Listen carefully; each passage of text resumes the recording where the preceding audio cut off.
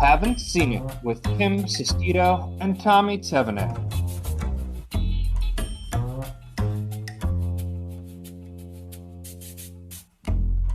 Hello, everybody. Welcome on in. Thank you all so much for listening today. This is a podcast where one of us is watching a movie for the very first time, and today that is myself, one of the few Scorseses I've never seen. Uh, Yeah. Filling in a dark hole for me. I think it's a movie I knew we were going to eventually cover on the podcast. So for the past couple of years, it's been one of those where it's like, am I in the mood to watch After Hours? I guess I am, but I want to save it for the podcast. So I did save it for this. This Yeah. is an exclusive first watch. This is not a, I watched it for a month ago and then texted Tommy and said, let's cover this on the podcast. This was my first time watching it. It was deliberate. It was intentional. It's probably Scorsese's most cult film, right? Like that has the most Mhm. following to it. He has a couple of them. Like I would say Silence, King of Comedy is definitely one of them too. That has that kind of like cult following to it. But this Yeah, one I this would say is like the peak of it. yeah, this one definitely like is also like probably his funniest movie or like his like most straight up comedy in a way. Like there's other movies he has that are comedies like Wolf of Wall Street, but also has a bunch of like drama in it and it's also like an epic movie. Yeah. Whereas this is more so just like straight up 90 minutes in and out, just anxiety dream comedy. So Yeah. but this is a great movie. I watched it for the first time 2 years ago, and I've seen it. This is my third or fourth time watching it since then. So this is already like I'm a part of the cult. This is so rewatchable to me because it's just so and so over and over again. Like I want to watch Griffin Dune just like get into some shit right now and just like get lost in like New York City. Just having the worst just having the worst day of his life. Yeah, over and over again. Yeah, and the movie definitely takes on that picturesque like fever dream state as it goes. Like it continually devolves further and further. Here's a hot take. This is a movie you couldn't make today. What? Because of how New York City is, or because of like, Because like the premise is he's just trying to get home, but on the cab ride down to see this girl, his $20 bill floats out of the cab and he has no money.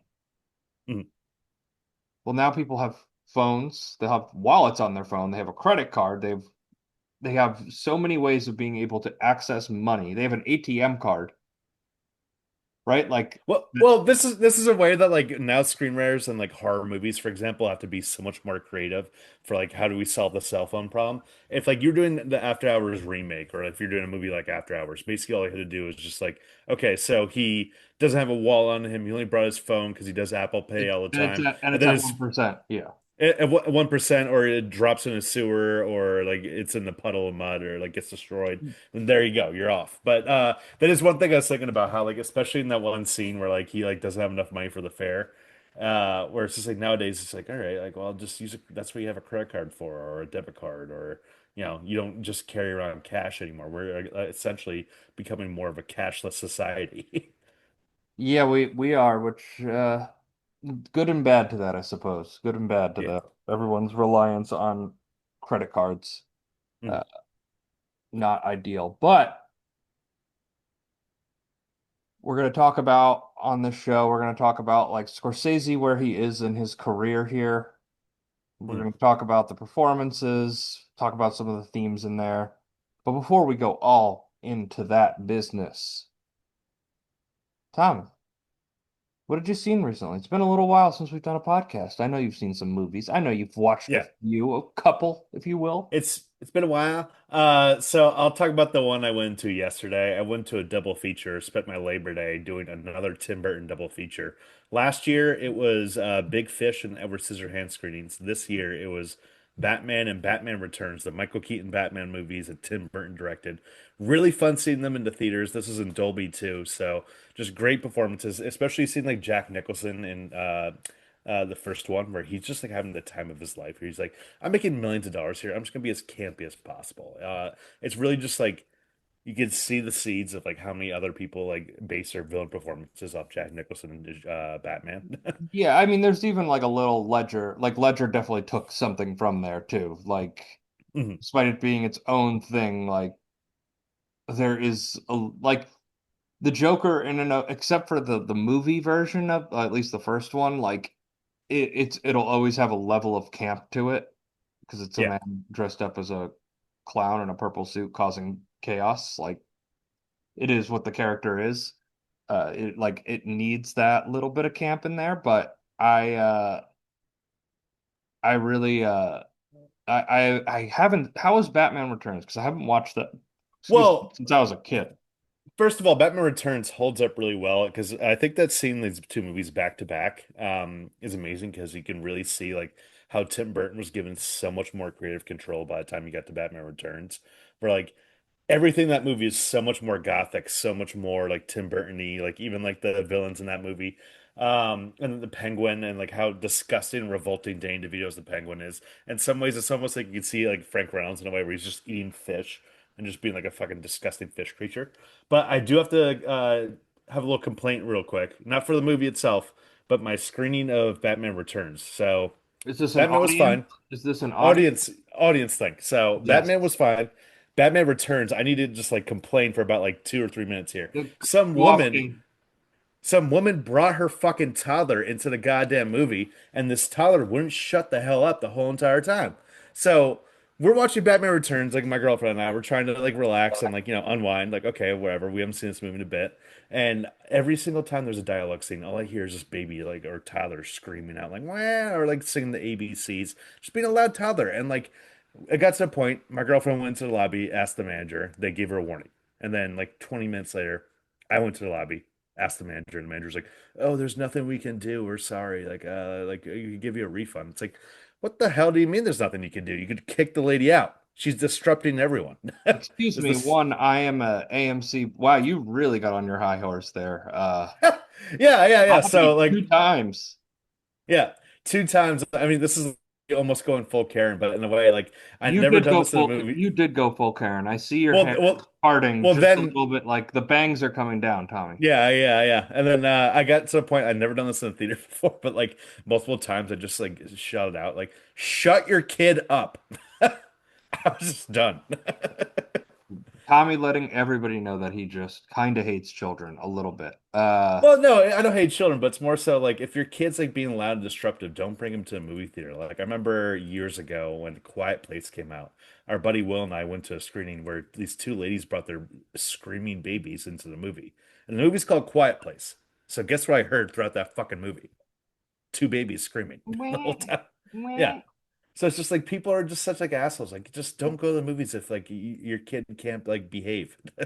You know who else was crying during that movie, Tommy? Me. You. Yeah, I was I just crying had to out. make the apt. But I just had yeah. to make the apt comparison. It was there. Um, but regardless, it is great that like Christopher Walken is in Batman Returns and he's essentially playing like a Trump figure. And even Is to the he? point where he says at the end of the movie to Selena Kyle, "You're fired."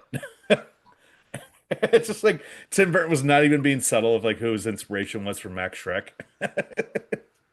I I have not seen that movie since I was like 5 or 6, most It's likely. like a weirdly horny movie, especially like Michelle Pfeiffer as Catwoman. She's in the latex in that, right? Yeah. Mm, Where she yeah. goes, Yeah.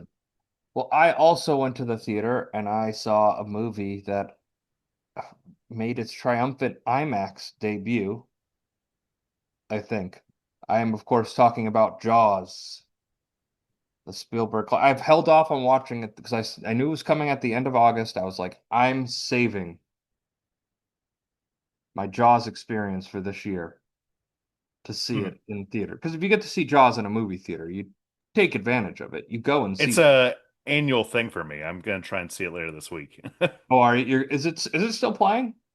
Yeah. There's still screenings in like Thursday, Friday for me. So Oh no, yeah, definitely go see it. If especially if you can go, because I know they're doing other sizes of it.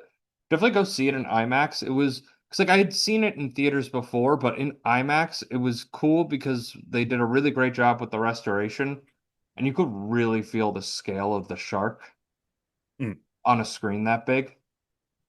Oh yeah, I bet. And especially with the sound like coming in and out and that IMAX theaters are just so great for that. It's just a bummer that there's not more closer to me so I can experience it. Oh, there's no like IMAX close to you?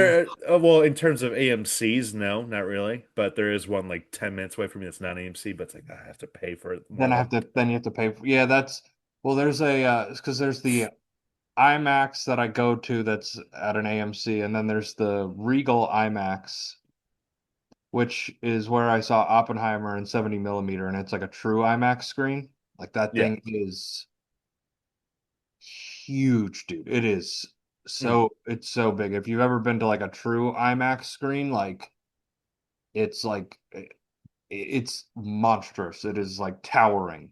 Mm. I didn't do that one. I do that exclusively, I think, for I got tickets for the Odyssey. I bought them because I was just like, why not? You bought them a year in advance just for that. I bought them a I, year I, in I gotta respect it. I bought them a year in advance, and honestly, if I can't make it, I will just sell them on eBay. But yeah, I bought those tickets, and like, uh, yeah, those are the two IMAXs that I have close to me. One is a true IMAX, but it's, excuse me, farther away from where I normally am, and it's also in a kind of not great area. And then the Mm. other one's in a very nice area, so I go to the one in a nice area. Makes sense. Yeah. Makes sense, but yeah, I mean, Jaws is it's one of those movies that just gets you sucked in every time. It's such an all-time classic. It really is. Uh like I don't know, I just love that movie. I just wanted to gush Yeah. about Jaws for 2 minutes on the podcast here. It feels like I like almost failed this summer by not seeing Jaws yet, and technically the summer's over now that we're in September. I'm like, oh, Well, how did I not do it? technically it's not over, but I do declare the kickoff of the NFL season, which is this Thursday, the day the episode releases. Yeah. That is the end of summer. So if you And don't, we planned a great football movie for you guys. yeah, after hours. I was actually going to text you. I was like, should we just do any given Sunday? That is one I've never seen. So, Have you seen the replacements? no.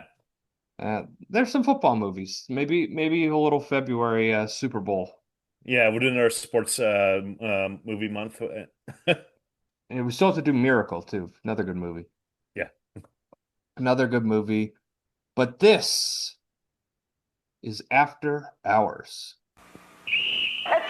There's never been a comedy quite like After Hours, Rave's People magazine. A racy, raucous ride through the night, bound to leave audiences reeling with laughter. Newsweek says, what a pleasure it is to watch Scorsese cook. He's masterful, his images sparkle, and the Village Voice calls it funny, original, and audacious. After Hours. I'm glad you came. Rated R. Now at select theaters, coming soon to additional locations. Tommy, did you know the slang term for let someone cook came from this TV spot for After Hours in Yeah, 1980? seriously. I was like, I thought this was a new term slang thing, and then all of a sudden this movie trailer. Let Scorsese cook. It's a great scene, Scorsese cook, and yeah, it is. They're not Cor- wrong. Correct. Correct. You are correct. Let Scorsese cook, baby. Yeah. This is After Hours, the 1985 American neo-noir black comedy film directed by Martin Scorsese, written by Joseph Minion. We follow Paul Hackett, an office worker who experiences a series of misadventures while attempting to make his way home from Manhattan's Soho district during the night. This movie stars Griffin Dunne as Paul Hackett, Rosanna Arquette as Marcy Franklin, Verna Bloom as June, Thomas Chong as Pepe, Linda Fiorentino as Kiki Bridges, Catherine O'Hara as Gail, and then John Hurd as Tom Short. Quick, Tommy, before we go into the movie, Catherine O'Hara and John Hurd, what movie have they done together? Yeah, the Home Alone Yeah, 2. the So, parents in Home tying Alone. it back to our first episode, which you should never listen to. You should never listen to it, but it does tie back to our first episode there. I was like, I was like, that's John Hurd.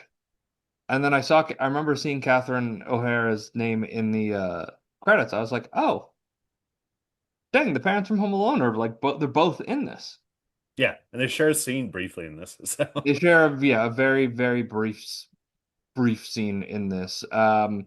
So this movie is con chaos that is being masterfully controlled by Martin Scorsese, is how I would kind of describe it. But this was my first watch. So my question to you, Tommy, is like, you said what? This is your third watch of this movie?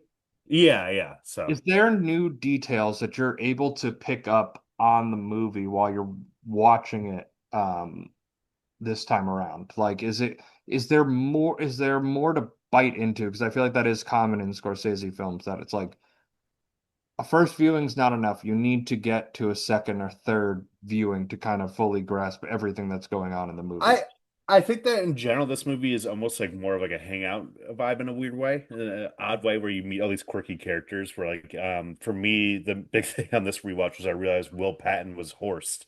Will Patton's a great character actor from the 80s and 90s and like even in up into 2000s. And seeing him as like oh shit. But I think that in general there isn't as much like things in the background or like as many deep themes. Like this isn't as like psychoanalyzed as something like Goodfellas or you know Raging the Bull, Taxi Raging Driver. Bull. But in general though, there's a overlying theme of like Paul Hackett kept on being emasculated by like so many different girls over and over By and over every again. woman in the movie, yeah. Yeah, every woman he meets, to the point where like I think one of the funniest parts is Terry Garr, where he goes into Terry Garr's apartment and she's like a 1960s like beehive girl. 1950s waitress. Like that's what she's dressed up as. She has like the hair and that Yeah, like the that pinned up beehive. kind of way. Yeah, the beehive hairdo. And Very she, and then she's so insecure, but she like takes like Paul into her apartment and like immediately is just like, "Why do you hate me? Like, why are you against me? Like, are you making fun of me? Is that in, what you're doing?" into her like disgusting apartment. Like she just has rat traps around the entire bed. Yeah, she's trying to Like seduce him, and like rat traps are just going off and off, and he's just like, "What the hell is he's like, going what on?" is like, yeah, this is not getting me into the mood. Yeah. And it's funny that like Paul is like he's able to get this connection with women kind of instantly, but then he has like no ability to close the deal because the movie starts off with Griffin Dunn, at his office, and he's just working as a like a data analyst, just a number enter word processor, With which Bronson Pinchot from Beverly Hills Cop, the yes, Surge. that's right. And he just tries he just goes to get a cup of coffee after work. He's sitting on TV, he's sitting at home, he has that cool remote, and he just presses all the buttons, goes to the channels. Like that's kind of cool. Like you get the sense like this guy's unfulfilled. And they're at the coffee shop. He strikes up a conversation with Marcy, Roseanne Arquette's character, talking about a book. She's like, I gotta go. Gives her number to her friend Kiki, who's an artist, if you want to buy this bagel Paris statue, paperweight. And then he goes down there, he calls her, gets invited down there, and then like the first moment of seduction that we see is Kiki uh Bridges opens the door just wearing a bra Yeah. and is doing paper mache over and over and over. And she's like, yeah, I've been working all day on this. I really could use a massage.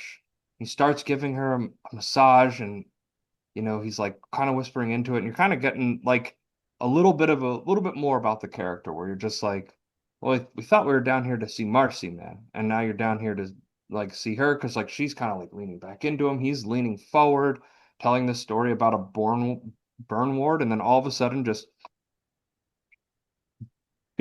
whatever he was telling her, just put her to sleep immediately.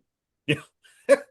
Yeah, there's a version of this movie I think that could have been like a fun, dumb, like sex comedy, Yes. if done underneath like the different type of hands. But because Scorsese, I think, has this different like vibe to it, where like there's so many scenes in terms of like the cinematography of this that are just like beautiful, especially where like when he finally gets into Rosanna Arquette's room, Marcy, and like it's all red and the lighting's all red too. It's almost like he's like descending into hell in this Yeah. situation where he's just constantly just like freaking out about what's happening.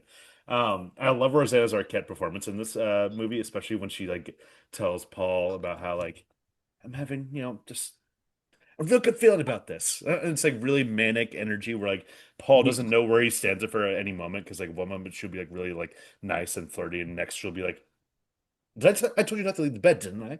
yeah, command and controlling. Yeah, she definitely has it seems like she's like a little bit manic, maybe schizophrenic, or multi, maybe bipolar, something along those lines with that character, where she's Yeah. just very erratic and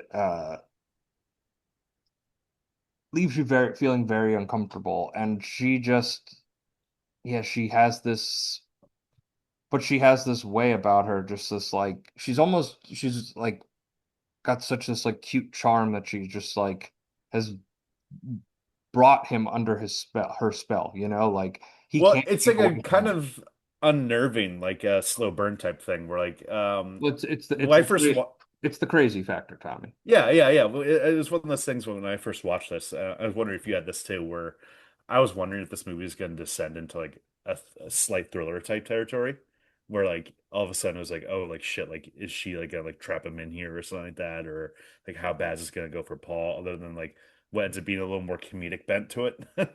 I didn't get that vibe from it, because the one thing I knew about this movie going in was the famous shark drawing of the shark Yeah. climbing down on a man's erection, of a Fucking such spectator an amazing erection. shot too, because Griffin Dunn's like looking at the shark drawing of the penis, and he's just like, like oh God. Yeah, and it's a metaphor for his night out where every woman is just trying to cut his dick off, man. Just Yeah. totally brutal in every way for him, as far as that goes. And he just, he yeah, I think it's very interesting in that fact, like where he stands with the Marcy and the way that that part of the night continues. Because for me, my expectation of the movie was that they were gonna spend like it was gonna be their adventure through the city, Mhm. right? And it was just gonna go from place to place to place. Like that's kind of all I knew about it Mhm. going in, and I didn't necessarily expect where it was going. Because in so Yeah. right in 1985, there's a lot of burglaries going on, Tommy. It is funny because like there is a part of this movie that like feels like a New York City that doesn't really exist anymore. At least like especially Soho, where Soho's now more like gentrified and like trendy, and there's like art galleries over there and like retail shops and stuff like that. Whereas like when Paul gets into there, it does feel like a very sketchy neighborhood he's in. Yeah, it's a Um, dark, sketchy. Yeah, it's weird because in Manhattan, like those dark, sketchy areas don't really exist anymore. I guess maybe if you turn on the wrong block of Harlem, you might want to get out of there. But there's no place where in Manhattan where I feel like you are truly unsafe. Yeah, exactly. So, it is just funny though seeing him like go to place and like how like all this shit is happening. Where like you could almost see like a version of this movie where like he gets like mugged or something like that, or he gets like viciously attacked or something. Or like almost like when we watch Covered Ghost and like when it's almost a similar neighborhood in Ghost when they walk down the street and get Patrick Swayze gets shot. Yeah, yeah. I think it was like right around there. It Yeah. was definitely in Soho. I don't know if it was specifically the same street that they shot on, but it was very, very, very close to that. So Paul, from that point, they go out to the diner, they have their conversation, and she's just talking about her ex-husband and her ex-boyfriends. And then there's the scene where she talks about how she was raped by her ex-boyfriend for 6 hours, but it wasn't that bad because she fell asleep during it, which was like all of these things should be blinkering, like say I've had a lovely evening, but I have to get up early for work tomorrow. Because I didn't really think about this until like this watch. I was like, oh, like this must be like on like a Thursday or like Wednesday night that all this is Yeah. happening. Yeah, this is not a Saturday night movie. This is like just like a Wednesday night because it's reflected in that because there's not that many people out and about where he is. Mm. Versus Yeah. on Saturday night, everybody's out. Wednesday night, people are home. People got things to do in the morning. Yeah, there's only like one bar he goes to, and it's like the punk bar that is like any Well, bit crowded. he's got the tavern he goes to that's completely dead except for the second time he goes there, and there's just Two gay guys a gay biker just couple sitting at the really bottom going of at the it. just just there for no No, other and a reason. great performance because in that point in the movie we get where John Hurd, I thought John Hurd was really fun too. But when John Hurd finds out that his girlfriend died and his girlfriend is Rosanna Arquette, and then the gay guy is like, "Well, how could you say anything else? It's not like you caused it." And Yeah, Griffin I Dunne's know. just like I thinking know. to himself, just like, oh God. It's literally like I said this at the top of the episode. This movie is such an anxiety dream where it's just like, how can this get worse? And it just gets more and more worse, and the ball just keeps on spiraling. Like it's one of those dreams you have where like you want to leave an area, but no matter what you can do, you can't find your way out of it. I think Scorsese really captures that well within this. And I think that's what makes it really rewatchable too, because just like seeing like, oh come on, Griffin Dunn, just go home. And apparently, according to IMDb, it would have taken them about like 2 hours just to walk home. Granted, it would have been like the From pouring rain. Soho to, well, because I used to live around East 91st Street. I know exactly where he is. Um, that's about, I want to say 4.5 miles. Mm, Yeah, yeah, 2.5 hours, I would say, just depending where his apartment is. If he's all the way on, if he's on 91st in York, it's just a farther trek east. But if it's just a straight shot from, Soho's down in central, it's a little bit farther of a walk. yeah. Uh, And like, I guess like, the way that they write out that is like, oh, like there's like all this heavy rain right now that's going on. But it's yeah, just like, no matter what he does, like I just love he tries to go on the subway track. He tries to immediately jump the toll, and the cop is right there. He's like, walk. It's okay. I'm good. that I'm w- good. that was one of my two uh unrealistic things about this movie. A cop standing at the gate at midnight of a subway terminal never happens. Yeah. That that that guy should have been cleared to go. Mm, Jumping it. Also, he was right there. So, dude, how did you not see that yeah. before you attempted the jump? It's like, come on. I've gotten away with jumping the till a few times. Everybody's everybody's jumped the tail once or twice if you've been a regular in New York. I think it's a little more difficult now because of like the way the tap to pay works. But like I remember one time I was leaving a Mets game and we're trying to catch the Manhattan Express, and like it is just people shoveling into you. My card is not swiping. Like I am being touched in five different directions, and I'm like the last person in the line. And I was just like, all right, I'm not holding this up anymore. Like I'm just jumping the till. But I think with like now with like you can just tap to pay, and I think if you can get a card on your phone, like it's a lot simpler now. Yeah. In terms of that payment process. But yeah, everybody's done it. It's happened. Exactly.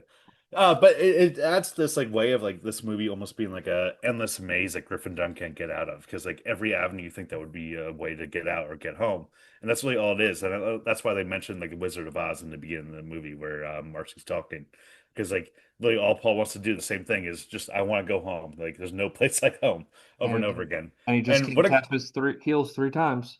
yeah, yeah, and what a great scene of like Marcy explaining that like yeah, like whenever he like came, he always would say like, "Oh, like Dorothy, like what was it, Dorothy standing or something like that, or Yeah, Dorothy, it was Surrender Dorothy. yeah, surrender Dorothy." And he is like, it was involuntary. He just kept on saying that over and over That's again. that is one of the wildest things to say. Yeah, The climax of doing that. That is one of the wildest things you could and possibly. it's so funny that she's like saying that, and again, that's like the manic nature of this character. She's saying this all to this guy she just met. I love Dick Miller also being in the corner right Yes, there, I wanted to bring up Dick Miller. Just we're back to back Dick Millers. yeah. I've been on a Dick Miller run because I watched The Burbs again recently again too. So Yeah. yeah, and he's a garbage man in that. So we just we miss those 80s character actors. We Yeah, need just more. and just a guy who looks like a different kind of guy. Like I have a nitpick of mine of just like modern movies in general is that like everybody has their face sculpted to look the exact same, and we don't have guys that look like in movies that look like they went to war, have lived a little, have had a tougher part of life. Like it's tough. Like it would be tough for me to watch a Timothy Chalamet as a guy down on his luck when he looks like a paperweight. No pun Well, intended. yeah, there's like a point in this movie where like when you meet some of the characters and like they definitely have like some edges on them. Even Griffin Dunn himself is not like the most like groomed guy, but Yeah, that dude is the Griffin Dunn's unibrow the greatest unibrow in the history of cinema. yeah, it's definitely up there. So, and I think that he's really fun. I don't know if you ever seen any of his other movies before. I definitely Um, have. I just don't know if I could pick it out of a hat right now, you know? yeah, so American Werewolf in London was his probably like biggest movie to this point before After Hours came out, and we'll cover that eventually, maybe next month. But he was generally an actor that like was not really getting a lot of work at the time, so like he decided to produce his own movie, and he was a producer on this. And originally, they got Tim Burton to direct this movie, and it was going to be Tim Burton's first directorial debut. They saw his like early short film Vincent, and then Tim Burton was like all set and ready to go, and then he heard that Scorsese was interested in this, and he told Griffin Dunn, he was like, "I can't get in the way of Scorsese. If Scorsese wants to direct this, and like I'll bow out great graciously." That's what you have to do, though. If Scorsese wants to make a New York movie, you just have to let him because it is just his world and his people. Like he grew up in the Lower East Side. Like he Yeah, understands New York City in a way that not a lot of film directors will, especially if you're not from New York City itself. And I yeah, mean, and this was like, could you see the Tim Burton version? I could, but it'd be a lot more cartoonish. I feel like. it would probably be like Pee-wee's Big Adventure because he went into the Mhm. just like the pure comedy thing with Pee-wee for his directorial debut. Yeah, and like it definitely would have been like more animated. There's definitely moments of this where like, especially when like Scorsese and the cinematography, when Griffin Dunn's in the taxi cab and it keeps on moving fast and like whipping Yes. past Well, everything. that's in the editing. That's the Yeah, editing there where they just speed things up.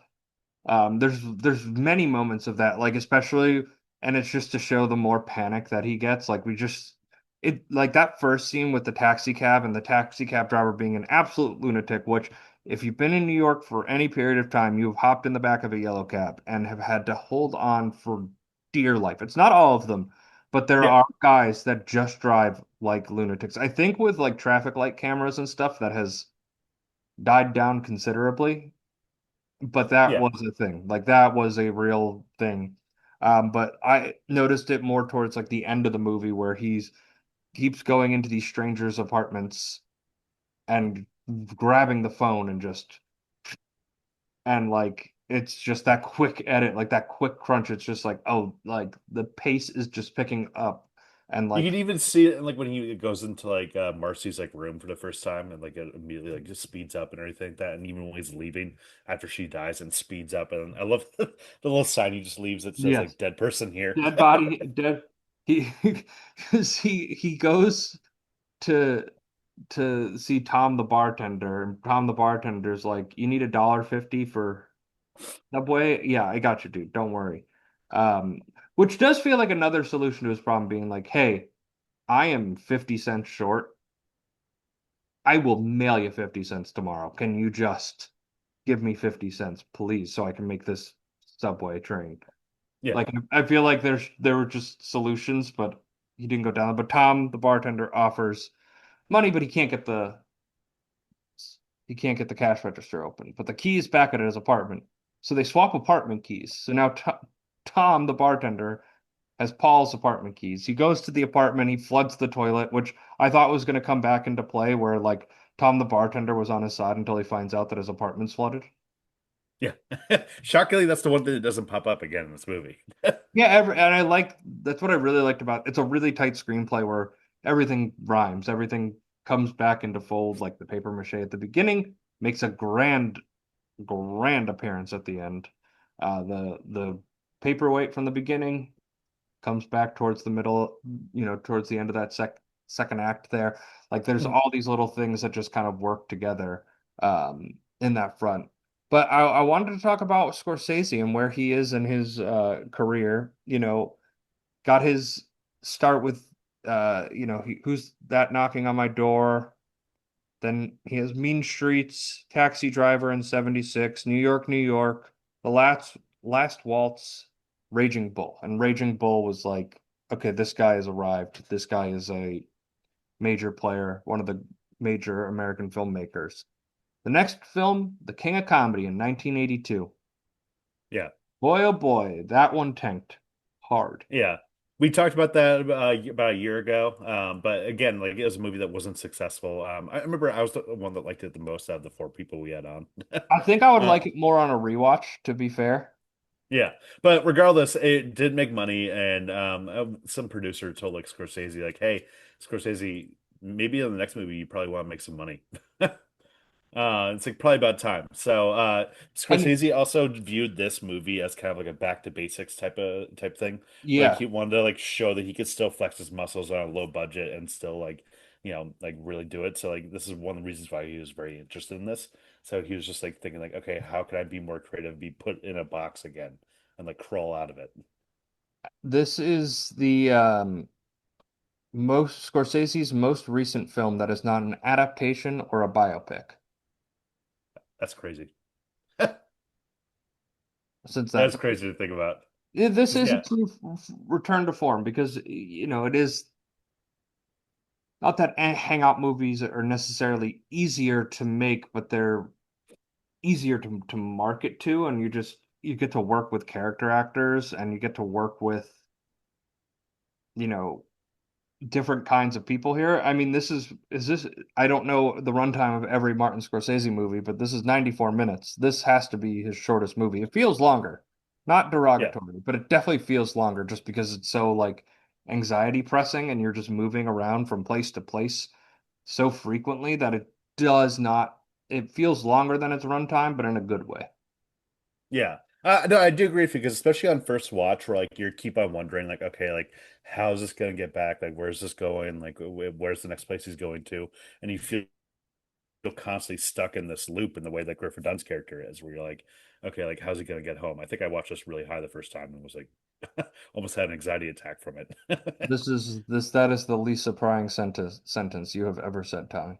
Apparently, Who's Knocking at My Door is like his shortest. But regardless, this is up there. This is like his like third one of his shortest movies because there's something to be said about like it's great having a movie where like it's like okay, like it's 92 minutes or something like that. It's like under like 100 minutes. It's an hour 30. Yeah, exactly. Fuck yeah, let's go. We need to bring those back. Not every movie needs to be like 3 hours long. Hey, Naked Gun did it. It Yeah, was great. exactly. No, So I think I don't know if I mentioned that when we talked about Naked Gun, but I do have this feeling that studios feel like, especially with the cost of like when a movie was like $4 in 1985, so it's not as big of like a financial investment to just go to the movie. But now it's like anywhere from 15 to 20 bucks, and if you want a premium screening, it's 25. And yeah. then you get a soda and popcorn, there's another 20 bucks. Now you're out 50 bucks for the night Mm. out. And then if you're on a date and she wants the luxury popcorn box or whatever, like there's just all these things you got to buy at the movie Yeah, theater yeah, now. adds up. That you didn't need to. It adds up. And I think they go, okay, they're investing to come here. Let's give them the length of a movie that they want, especially from like a studio angle. Whereas I look at it and I go, if the story needs to be 2 hours and 40 minutes, then the movie should be 2 hours and 40 minutes. But not all movies need to be 2 hours and 40 minutes. I'm looking at you, No Time to Die, the last James Bond movie to come out. It did not need to be that long. Yeah, it could have been It, shorter. it could have been, you could have cut 20 minutes from that movie. It climaxed like three times, and I was ready for it to be over when I was watching it. And this is coming Yeah, from a Bond lover. yeah. No, I do agree. But back to this movie though, like we said, like the pacing of this movie is like a little slow, but not in a way that's excruciating whatsoever, but like in a way that just like It's not it's slower at the beginning as we're yeah, just when it first starts out, when you're first starting to get into it, and then it slowly gets to scene and moment to moment where like all of a sudden like he has a brief moment with the guy with the Terry mustache. Garr. Yeah, That he has a moment of Catherine O'Hara, and Catherine O'Hara I thought was great. Where like he is at his wits end at that point where he's like about to fucking explode, and she keeps on interrupting the goddamn like phone number thing and just like says different numbers. And I love the one little moment. It's probably like the funniest part of the movie for me, where he freaks out. He's like, "He stop!" He's like, I'm sorry, I didn't mean to do that. Oh my God, I'm so sorry. I'm yeah, sorry." where he actually breaks, and she owns a Mr. Softy ice cream machine, and then so do you think she knew that they were accusing him of being the robber, or do you think that she just found it out from the poster there? Because to I me, think it she felt literally just found out about a poster right there. okay, because I kind of felt like she knew and was trying to trap him. No, no, I think that like she was like trying to be helpful in a way, like some of the other characters are towards him. But then she saw that one poster and immediately was like, okay, like who's this Yeah, creep? that is the other interesting thing. Everyone tries to be helpful, but it all just falls apart every Yeah. time. Yeah, it's just like no matter what he does, he can't get a break. Where it's like there's John Hurd and the cash register not opening, and it's like Terry Garr and like her just being weird. She's just lonely and just like wants the attention of somebody, and And it is he's the funny that guy like there to do it.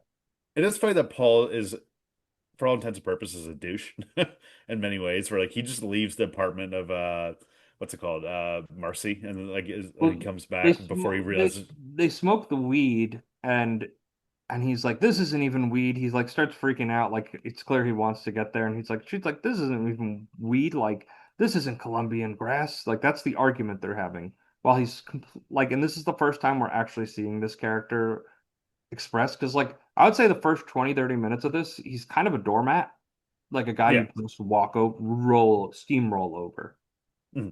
And in that kind of like quote unquote nice guy kind of way, like he kind of has that feel to him. Even in his office, when you get the brief moment of his office where like Bronson Pinchot's like pretty much bragging to him about how like, yeah, I'm not gonna be here for long. Like, oh, this isn't really for me. Like, oh, this is just like And the he's fun. Like, just staring at some woman like walking by instead.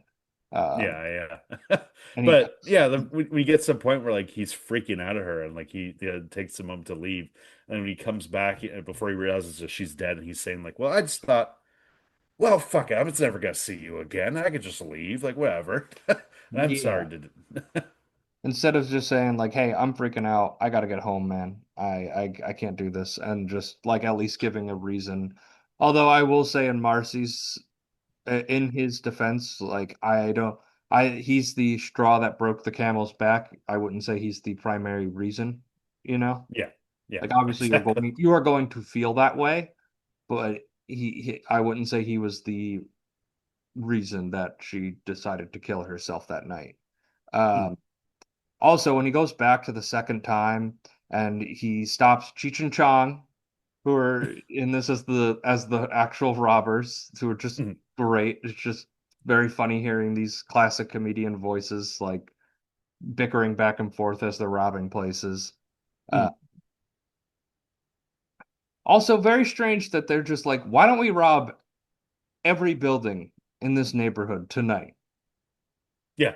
It brings to like this almost like cartoonish like logic that this movie has, where Yes. like everyone immediately is like able to turn on Tom or Paul rather, like and everyone immediately is like getting robbed and everything like that, and like almost instantly they're able to get up these posters of Paul within like maybe like hours if that. And you would think for like for a guy who has literally nothing on him and everything that has been stolen, you would think like, yeah, maybe this is like him saying like I'm not the guy robbing you. I do not know where you're coming up with this. Like people would maybe think about it and go like, yeah, maybe he's not the robber. He doesn't have my VHS player. He doesn't have Mm, my stereo equipment. He doesn't have all this. But the one thing they try to they actually buy is Kiki's mache statue. Um, and like we're led to believe it because he goes like, "Hey!" They drop the statue, they run away, and he like rings the doorbell. She comes up with like something tied around her mouth, mm. and it's like, "Throw the keys so I can come back up in." We're like, "Oh dang!" Like she's been hogtied. Like holy cow! Nope, that was whatever her and her guy were doing. Yeah. That is what they were doing. They were just doing that for fun while selling a mache statue. It was not a It was just like almost like a weird performance art bullshit. yeah. It And was I do love that immediately, like how like a foreign Paul feels when he steps into their apartment, especially talking to Kiki and like trying to interact. Linda Ferrantino gives such a fun performance in this. yeah. Um, it's crazy that like she went like I don't know, 10 years later, she was in Men in Black and Dogma, then her career just like fizzled out almost immediately after those two. Yeah, yeah. But yeah, he is a bit of a fish of a water. And like if you know anything about the Upper East Side, a nickname for it is called the Yuppie East Side. It's where the Mm. yuppies live. I was a yuppie once upon a Yeah. time. And this And really is like a whole chain of movies at the time called like Yuppie Nightmares, where like you had like your Pacific Heights, you had your Fatal Attractions, where your Hand That Rocks the Cradles, where it's just like you see these yuppies get into peril and like all of a sudden it happens. This is the one that was a comedic version of this, and Scorsese even said, I wanted to make this a parody of thriller movies. Um, you definitely see that because it's just like it's so goofy that all this shit is happening in this movie. yeah, it definitely is. And I loved the when he tries to get into the biker bar and says like, "Yeah, I'll get a mohawk," and they try to like actually force him to get a mohawk so he can tell Kiki that Marcy is dead. Exactly. When it all boils down to what's going on, it's like, Jesus Christ. It's like I need to tell someone that their friend died. They're like, "Nah, Yeah. man, it's a mohawk night. You can only get in if you have a mohawk." Well, it's one of the things that like this movie I think is such a great New York City movie because like there's something about New York City that you can get into situations where you just like end up in like so many random places, so many random bars at night. You're like, wait, how did I get from point A to point B to point C? Yeah, and it's funny when he tries to explain it at one point, and they literally like cut to it, and it's you're just looking at him, and I think it's the random guy on the street, right? That he's telling That this. looks like Frank Oz. Yeah, that does. I was like, is that Frank Oz? It's not Frank Oz, but that's just spitting there, and he's just looking at him like, then why don't you just go home? Like he just looking at him like with like bewilderment. And he's just coming off like that manic energy that Marcy gave at the start of the night. Like Mhm. he's now giving that off too. Like it's all rubbed off onto him. And then there's the the witch hunt looking for him, the vigilante mob. I love when he calls the police. It's like there's a vigilante mob after me. They think I did all these robberies. I didn't. All right, buddy, pal, just go to sleep. Click. Yeah. There's no escape for this guy, no matter what he does. No matter what he does, there's just no escape for him. Which leads him back to that biker bar because he gets an invitation for a paper mache. The bar is closed and now it's a paper mache exhibit, which I was like, okay, whatever. And he flirts with the local artist who lives beneath the bar, to just like have somebody to crash out on. It's like a real moment of vulnerability where she's like they're dancing and he's just like I need to live. And you hear the mob outside, it's getting louder. And they go downstairs and he just like you're like is he about to, you know? And then nope, Mhm. he just nestles on her shoulder like a little baby just like oh, like I needed that release. And then when Yeah. the mob comes in, she hides him under the paper mache statue, and it's just he literally is made in paper mache cast, and it all brings it right back to that beginning point. And Cheech and Chong break back into this apartment, final stop of the night, see that painting or statue, take it, put it in the van. He has no autonomy over this situation whatsoever. The Yeah. doors shovel open. He cracks open and he's right in front of his office and ends the movie walking up those stairs, going to his desk, and the screen just saying, "Welcome, Paul."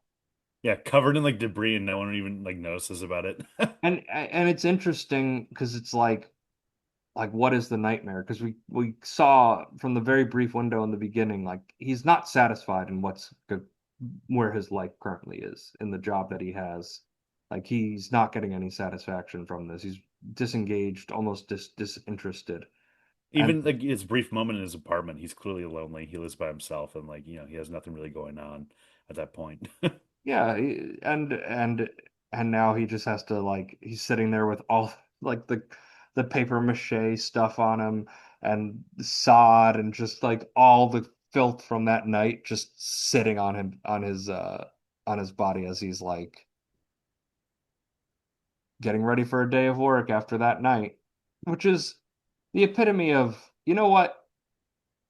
I'm taking a sick day today. I'm Yeah. just not feeling that good. Exactly. At that point. At that point, you just take a sick day. I am a star. I'm a star, I'm a star, I'm a star. I am a big, bright, shining star. So to me, I think there's so many great character performances here, but nobody really has enough screen time except for maybe Rosanna Arquette. I would say everybody else, and Griffin Dunn, obviously, because he's our lead and we follow him everywhere. At the start of the movie, I was leaning more like I think Rosanna Arquette is really giving like such a terrific performance. It has to be her. But as Griffin Dunn unravels, and you know the old saying, it's like under stress, under strenuous situations, you find out what a man is truly made of. Like we've Mm, really learned who this character's true identity is versus watching him like a whole year at work. We would never be able to fully understand that as we did in one night. I really love Griffin Dunn's performance. I love how he just comes off like giving that nice guy, you know, I'm a nice guy. I'll listen to you until he's like not getting what he wants and mm, kind of a bit of a doormat kind of person into just like a full breakdown of who he is and just in his survival mode. mm.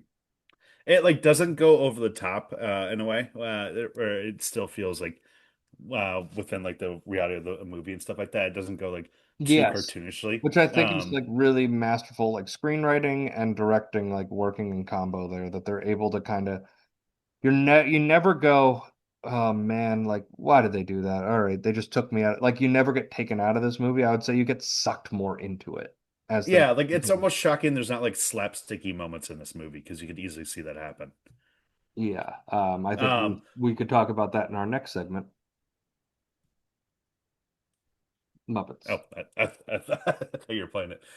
For me, real quick, a star. I think that Griffin Dunn's definitely up there, but Rosanna Arquette just playing like manic in the best way, and where you never really know where you stand with this character, and it's just really unrelenting. But it's also like there's so many like sweet moments where like when she's saying like I just really have a great feeling about tonight, and it's almost like oh the exciting thing like oh like Griffin Dunn's like oh I'm about to get laid, fuck yeah. Then all of a sudden like wait no I'm with a crazy person right now. Yeah, I'm with a crazy person right now. I need to get out of here. She does give that. I just felt like it wasn't enough screen time for me because Yeah. I just feel like she shares it. You know, John Hurd and her, like they feel like they almost have the same amount of screen time, and same with Well, the Fertina. John Hurt has the best one-liner in this, where he's like, "Oh, what are you gonna do? Like, what? Beehive 64? What are you gonna do? Like, she's not like she's gonna kill herself." And then really gets the phone call Yeah, that his girlfriend killed himself.